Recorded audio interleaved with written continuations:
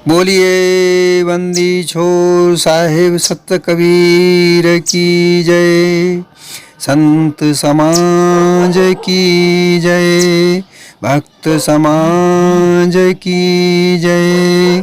साहिब बंदगी, साहिब बंदगी, साहिब। आज की साखी सतगुरु कबीर बीजक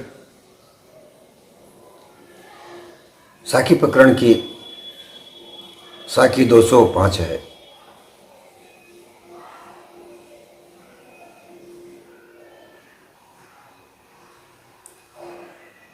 ज्यों लो तारा जगमगे, ज्यों लो उगे न सूर, त्यों लो जीव कर्मस डोले, ज्यों लो ज्ञान न पूर।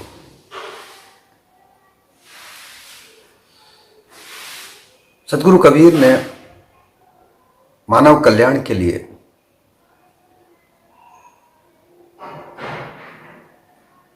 संसार के उदाहरणों के द्वारा ही ज्ञान दिया है, जागृत किया है। सतगुरु कबीर का जो ज्ञान है वो जागृत ज्ञान है।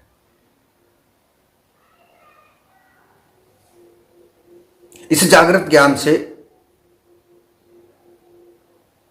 जागृति आती है।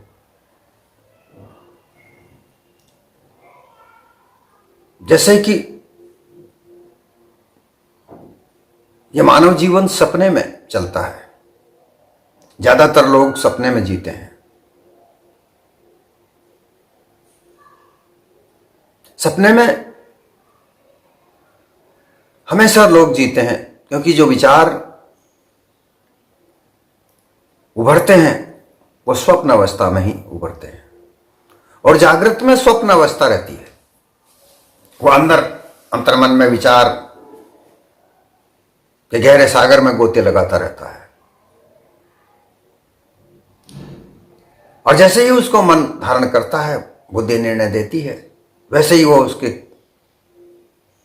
कार्य में लग जाता है।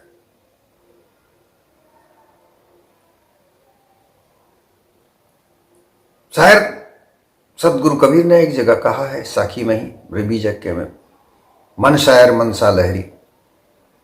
शायर समुद्र को कहा जाता है।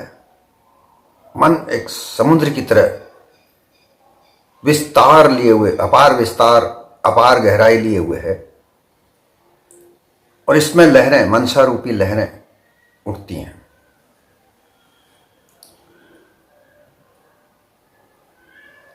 इन्हीं लहरों में उलझा हुआ ये मन विभिन्न प्रकार की मान्यता रूपी रोशनियों में उलझा हुआ रहता है, उनकी तरफ देखता है।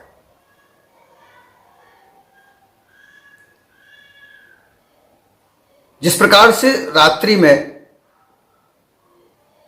छोटे छोटे तारागण रात को लुभावनी बनाते हैं,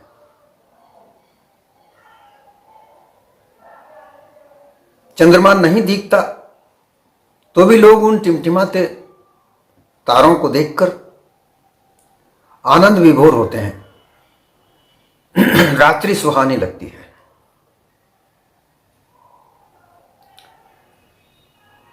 ठीक उसी प्रकार से उस घनघोर अंधेरे में उन टिमटिमाते हुए तारों की मध्यम मध्यम रोशनी में प्रेमी की प्रेमिका का मधुर मिलन होता है और वो उसको आनंद से भोगते हैं।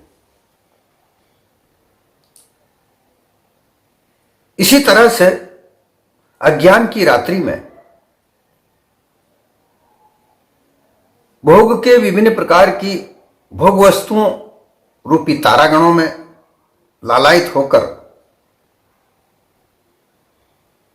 माया और अहंकार के वश यह जीव फूलता रहता है, आनंद विभोर होता रहता है।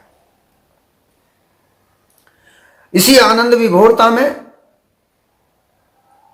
विभिन्न प्रकार की मान्यताओं की आस्था है, उन आस्थाओं पर वो बंधा हुआ है। लेकिन वो अंधकार है, अज्ञान दशा है। उस अज्ञान दशा में रहकर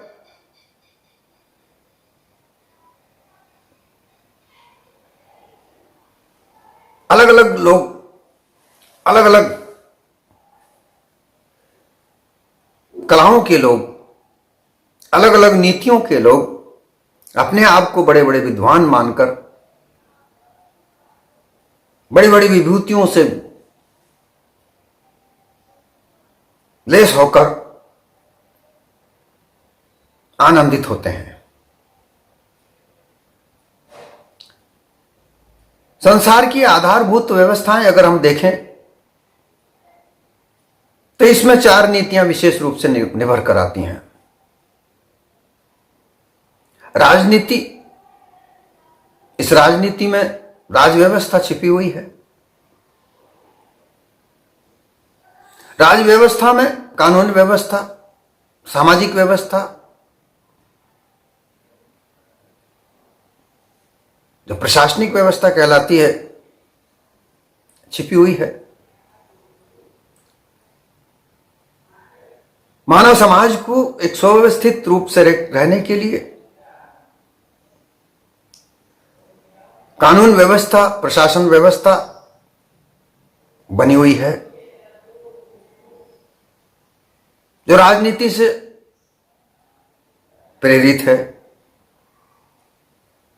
अर्थात जो राजा महाराजा हुआ करते थे वो इस समाज के व्यवस्थापक होते थे। उनकी नीति के अनुसार समाज की व्यवस्था बनती थी। कानून उनके भी थे, जैसा कि आज भारतीय कानून व्यवस्था है। इस कानून व्यवस्था को संचालित करने के लिए, बरकरार रखने के लिए प्रशासन है, पुलिस प्रशासन है। ये सब इस कानून की व्यवस्था को चलाने के लिए होते हैं। कानून की व्यवस्था को तोड़कर कई कई गुनाह होते हैं।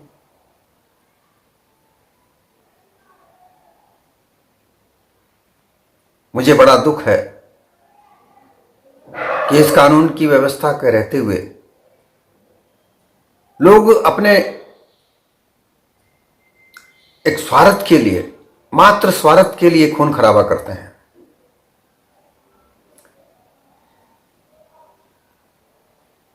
अभी अभी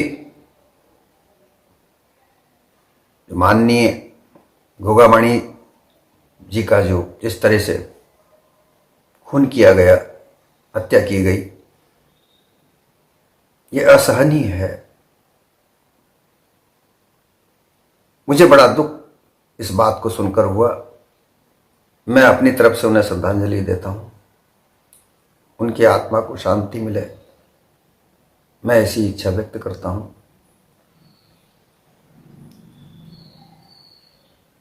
लेकिन एक बात यहां पर मैं कहना चाहता हूं कि उसका निर्णय जो भी हो वो कानून के दायरे में रहकर हो।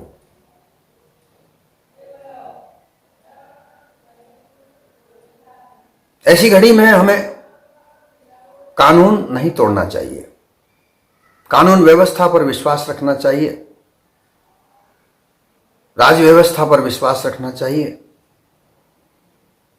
क्योंकि अगर राज व्यवस्था, कानून व्यवस्था अगर हम लोग तोड़ेंगे तो हम भी कहीं ना कहीं उन दरिंदे हत्यारों के बराबर ही होंगे।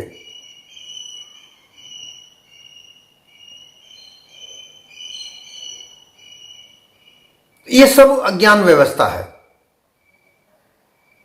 ये राजनीति की व्यवस्था है, जहां ज्ञान नहीं है। राजनीति की जानकारी, राजनीति का अनुभव वो कहां ले जाता है? केवल कुर्सी तक ले जाता है। और उस कुर्सी में मानवीय कल्याण है, लेकिन लोग मानवीय कल्याण को भूलकर स्वार्थ में वहां अपना वर्चस्व जमाते हैं। उस सुविधा को भूल जाते हैं कि जिस सुविधा के आधार पर राजनीति चलती है, और अपना मनमाना तरीका अपनाकर लोग गैर कानूनी को कानून बनाना चाहते हैं। यह अज्ञान व्यवस्था है।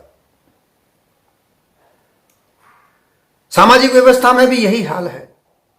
समाज में तरह तरह के समाज हैं, उनकी अलग अलग मान्यताएं हैं।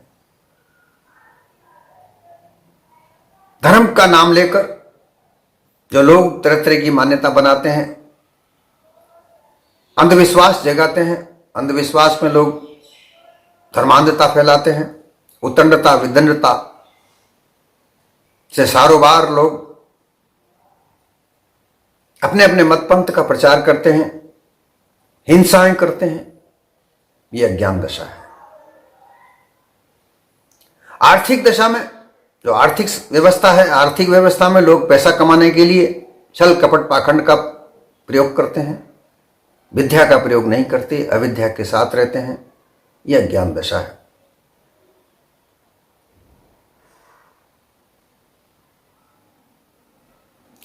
धर्मनीति में भी यही है हाल है। तो जगमग जोन लो तारा जगमगे। राजनीति, धर्मनीति, सामाजिक नीति, अर्थनीति, साम दाम दंड भेद, अलग अलग मान्यताएं, ये सब तारा की तरह है। अज्ञान रूपी अंधकार में ये तारे जगमगा रहे हैं। इनमें मानव अपने आप को अंधश्रद्धा में, धर्मांधता में अपने आप को बांधकर अपने जीवन को जी रहा है। इस बात का चिंतन करते हुए सदगुरु कबीर ने ये साखी कही।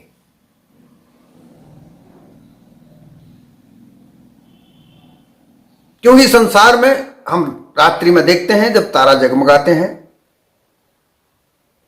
तो उनकी रोशनी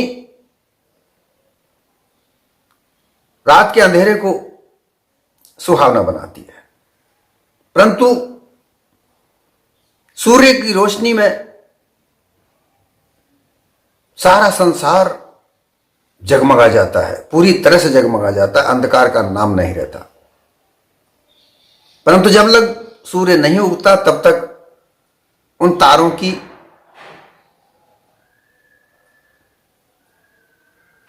झिलमिल झिलमिल रोशनी में ही आनंद उठाते हैं।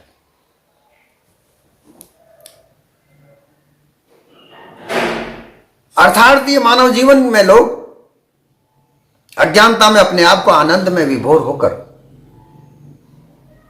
अज्ञान रूपी तरह तरह की मान्यताओं में उलझकर, इसमें राजनीति हो या धर्म नीति हो, सामाजिक नीति हो, अर्थनीति हो, ये फिर सब अलग अलग है, मानव के लिए है। परंतु समाज की दृष्टि से अगर राजनीति की जाए तो ये समझ में आता है कि राजनीति समाज के लिए है। परंतु राजनीति में धर्म अगर जोड़ दिया जाए तो यह समझ नहीं आता कि धर्म के लिए राजनीति है या राजनीति के लिए धर्म है। यह समझ नहीं आता। लोग इसका उदाहरण देते हैं, धर्म के साथ राजनीति होनी चाहिए, वो प्रमाण देते हैं। परंतु अगर घोर चिंतन से अगर देखा जाए, धर्म नीति एक आस्था है। लोग अपने अपने इष्ट पर अपनी आस्था रखते हैं और इस आस्था में अनुमान कल्पना के अलावा कुछ नहीं है। राजनीति एक साक्षात्कार, एक व्यवस्था है जिस व्यवस्था से कानून व्यवस्था प्रभावित होती है, सामाजिक व्यवस्था प्रभावित होती है, अर्थनय व्यवस्था प्रभावित होती है। धर्म व्यवस्था राजनीति से प्रभावित नहीं होती। धर्म एक आस्था है। हर राजनीतिज्ञ धर्म के आगे अपना शीश झुकाता है। इसका तात्पर्य यह नहीं है कि राजनीति को धर्म के साथ जोड़कर राजनीति को ही धर्म नीति बना दिया जाए।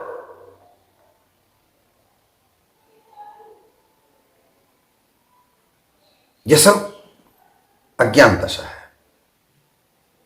राजनीति विद्वान अपने अपने राजनीति अनुभव में, ज्ञान में, जानकारी में विद्वान होंगे, परम विज्ञान होंगे। सामाजिक नीति वाले अपने अपने सामाजिक ज्ञान में अलग अलग विद्वान होते हैं। राजनीतिक की भी विद्वान होते हैं। और यह आवश्यक नहीं है कि हर नेता विद्वान राजनीति का है। राजनीति एक बिसात है, उस पर कई मोहरे होते हैं। उन मोहरों को कौन चला रहा है, क्या चला रहा है, कैसे चल रहा है, यह सब अलग अलग बात आप सब मुझसे ज्यादा बेहतर समझते हैं। परंतु ये सब अज्ञान दशा है। धर्म केवल आस्था है। आस्था के आधार पर लोग अपने अपने जीवन को चलाते हैं, बुरी बात नहीं है।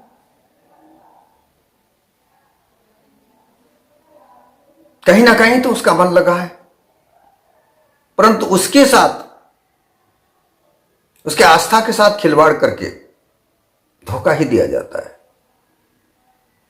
छल ही किया जाता है।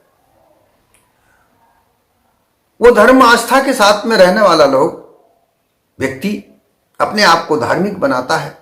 इसलिए बनाता है कि धर्म के नाम पर वो अपने मन में छल कपट पाखंड नहीं आने देगा। परंतु धर्म को चलाने वाले लोग छल कपट के आधार पर उसका मानसिक शोषण करते हैं। इसलिए वह अज्ञानता है। इन सब अज्ञान रूपी तारों का नाश जब होता है, जब सूर्य उगता है, तो सूर्य जब तक उग जाता है तो ये सब अंधकार चला जाता है। ज्ञान का प्रकाश हृदय में जब होता है, चाहे वो राजनीतिक हो, चाहे सामाजिक हो, चाहे आर्थिक हो, चाहे धार्मिक हो, सबके हृदय में से लोभ लालच निकल जाता है। जब तक अज्ञान है तब तक लोभ और लालच नहीं निकल पाता। आजकल एक होड़ सी लगी हुई है कि संत राजनीति में प्रवेश कर रहे हैं। मेरा ऐसा मानना है कि संत को इन प्रपंचों से क्या लेना देना। क्यों ऐसी होड़ लगी हुई है?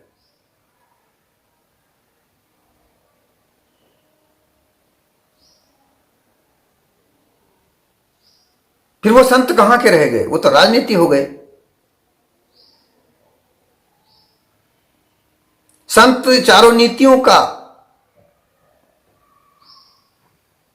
परीक्षक होता है, जांचक होता है। वो इनसे सबसे परे होता है। इन नीतियों के जानकार उस संत के आगे आकर नमस्कार करते हैं, आशीर्वाद प्राप्त करते हैं। और ऐसे लोग अगर राजनीति में आकर के कानून को तोड़ने की बात करें, कानून को हाथ में लेने का उद्बोधन दे, फिर ऐसे संत कहां संत कहलाते हैं?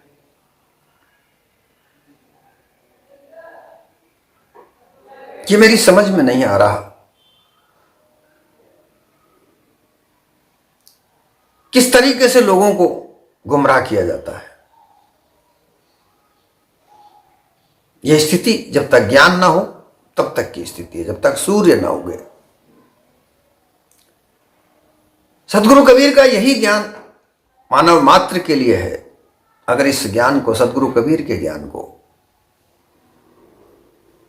राजनीति, सामाजिक नीति, धार्मिक नीति, आर्थिक नीति के अंदर अगर शामिल करके उस नीतियों को सुधार किया जाए तो ये नीतियां मानव जन के लिए कल्याण कारक हो सकती हैं। और मानव कल्याण के लिए ही नीतियों का निर्माण हुआ है। यह भी हम कह दें, यह भी हम देख सकते हैं कि ये नीतियों का निर्माण क्यों, कि मानव कल्याण के मात्र के। मानव कल्याण नहीं तो कैसी नीति? वो तो वहां 10,000 साल पहले मानव जंगल में रहा करता था, वहां कोई नीति नहीं थी, वही बेहतर था। परंतु धीरे धीरे मानव समाज का विकास हुआ, मानव समाज आपस में टकराहट करने लगा,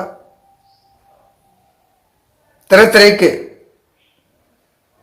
कुल का निर्माण हुआ, तरह तरह के वंश का निर्माण हुआ, तरह तरह के गुट बने, और फिर उनमें आपस में अपने वर्चस्व का झगड़ा होने लगा। और इन्हीं का निपटारे के लिए इन व्यवस्थाओं का निर्माण हुआ। आज हम देख रहे हैं जन जन के मुंह से ये निकलता है, कानून कुछ नहीं, कानून कुछ नहीं। ऐसी व्यवस्था वाले लोग मानव हो सकते हैं जो कानून का आदर न करें, जो एक व्यवस्था बनी हुई है उस व्यवस्था का आदर न करें? क्या ऐसे लोग मानव हो सकते हैं?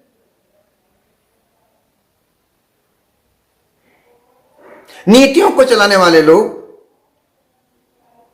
अनीति करने लग जाएं तो अज्ञान दशा है।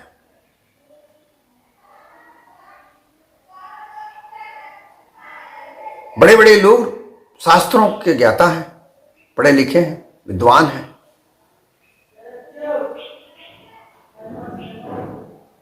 और जो लोग राजनीति में प्रवेश कर रहे हैं ऐसे संत भी विद्वान हैं, परंतु इनकी विद्वत्ता कहां गई? संत को क्या चाहिए?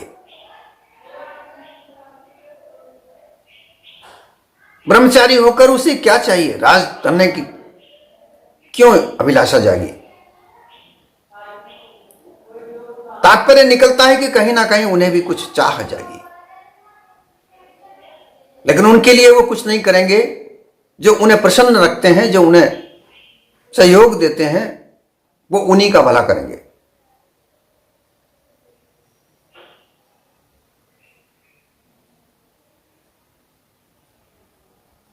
और ऐसा होता आया है, हम देख रहे हैं।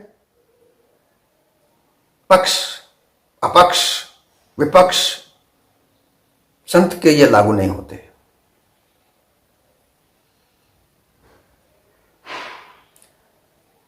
तो लो जीव कर्मवश डोले।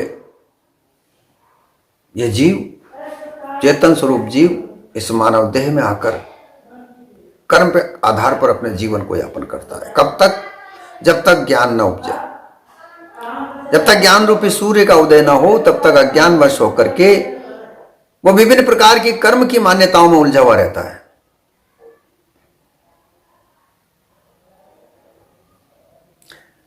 मानव देह कर्म भूमि है, इस कर्म भूमि को गुमराह कर दिया।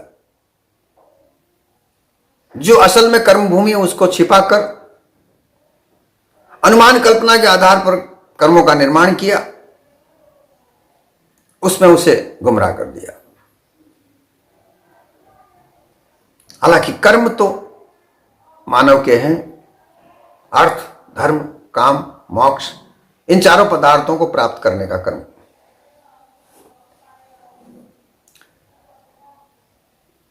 अर्थ प्राप्त करने के लिए अर्थात धन प्राप्त करने के लिए शिक्षा ग्रहण करे, विद्या को ग्रहण करे, उससे आधारभूत साधन धन कमाने का मिलता है। काम, उस धन जो धन कमाया, जो विद्या से धन कमाया जाता है, उससे संसार के कार्य करे। संसार के कार्य क्या है? अपने गृहस्थी का पालन करे और सामाजिक कार्यों का पालन करे, क्योंकि वो धन से नहीं होता, धन के बगैर वो नहीं होता। फिर धर्म अपनाए, मानवता का धर्म अपनाए। ये धर्म नहीं कि कोई ये धर्म, कोई वो धर्म, कोई वो मत, कोई वो पंथ। ये सब अनुमान कल्पना के आधार पर वो तारों के जैसे है, सूर्य नहीं। फिर अंत में मोक्ष प्राप्त करे, अर्थात मोह से रहित हो जाए। और जो उसने अपना कारोबार बनाया, व्यवसाय बनाया, उसको अपने पुत्र पौत्रों को सौंप कर आप निश्चित रूप होकर इसे देह का त्याग करने के निमित्त अपना कार्य करें। कर्म तो ये है, लेकिन कर्म वर्ग विशेष ने निर्माण किए कि यज्ञ करो, होम करो, तर्पण करो, तीर्थों में जाकर स्नान करो, मूर्ति पूजा करो, ये करो, वो करो। ये झूठे कर्मों को लगाकर इन तारों के दूर अंदेश सूर्य की रोशनी तो जब प्रकाशित होती है तो गर्मी देती है, लेकिन तारा की रोशनी कोई गर्मी नहीं देती। उस रोशनी से इन कर्मों से किसी प्रकार का कोई कल्याण नहीं होता। अंधकार मिटता है सूर्य की रोशनी से, ये तारों की रोशनी से अंधकार नहीं मिटता। इनमें उलझाकर लोगों को गुमराह किया जाता है। एक वर्ग केवल पैसे कमाने के लिए, अपने धर्म को व्यापार बनाने के लिए लगा हुआ है।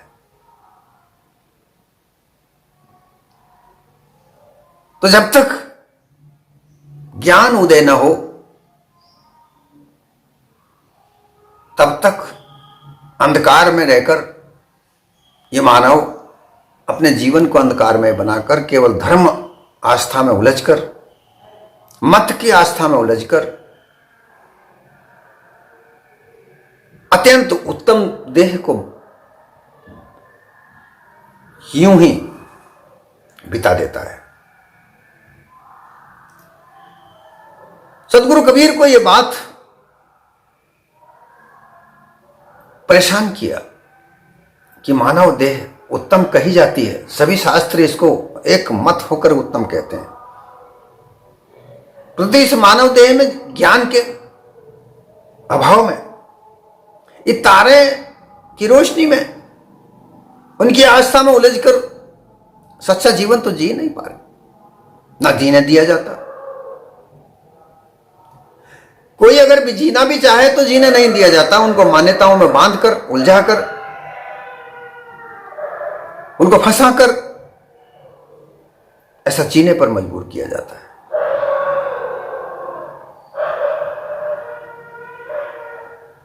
उन्हें चिंता हुई और इसलिए उन्होंने ये बात कही। और आज भी आवश्यक है, सदगुरु कबीर की वाणियों की आवश्यकता आज भी है। 600 साल पूर्व जो बात उन्होंने कही वो उसकी महिमा, उनकी प्रासंगिक आज भी है कि जब तक व्यक्ति सत्संग ना करे तब तक मत्संग में उलझा हुआ, उनकी मान्यताओं में बंधा हुआ अपने आप को मुक्त नहीं कर सकता, बंधा ही चला जाएगा। कि जब तक मोक्ष पद प्राप्त ना हो तब तक ये मानव देह बंधी हुई है और अंत में इस देह को छोड़ने का समय भी आता है। और जब वो समय आए तब तक अगर मोह का त्याग ना हो तब तक मोक्ष कैसे प्राप्त होगी। लोग मोक्ष के कई कई तरीके बनाते हैं, अनुमान कल्पना के आधार पर मोक्ष के कई कई स्वरूपों का वर्णन करते हैं। कहा जाता है कि संसार से स्वर्गलोक तक की इच्छाओं का त्याग कर दे वही मोक्ष है। तो भाई संसार में मानव जीवन किसके लिए है? संसार में कुछ तो इच्छाएं हैं, वो रोटी भी खाएगा, कपड़े भी पहनेगा, रहने के लिए अपना कोई ठिकाना भी बनाएगा। जब तक ये देह है तब तक इस देह में तो रहेगा। इस देह को रखने के लिए तो कपड़ा चाहिए, सुरक्षा चाहिए, और कहकर उनको गुमराह कर दिया जाता है कि कोई कुछ तुम्हारा नहीं है। भाई नहीं है, ठीक है। सदगुरु कबीर ने भी कहा कि संग छूट जाए जो माया, संग चले जो धन है, छूट जाए जो माया। ये माया भी सब कुछ स्वरूप जो माया है। लेकिन तुम लोग भी यही कहते हो विदेहात्मक और निषेधात्मक माया है। जो विधेयात्मक है, इस देह के साथ रह करके देह में कल्याणकारी कार्य करे, इस माया का प्रयोग करके परोपकार करे, यह भी तो माया है।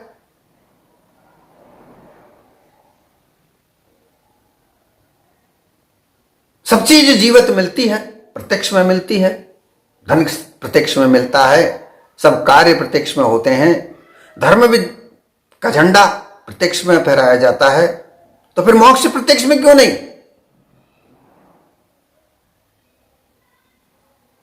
अनुमान कल्पना के आधार पर मोक्ष का वर्णन क्यों? यह सब अज्ञान है। और जिस दिन ज्ञान उजागर हो जाता है, उस दिन यह सब संशय मिट जाता है। ज्ञान हुआ तब जानिए जब संशय मिट जाए। ये सदगुरु कबीर की जो साखी है, ज्ञान प्राप्त करने के अपने मानव गुण को प्रेषित करती है।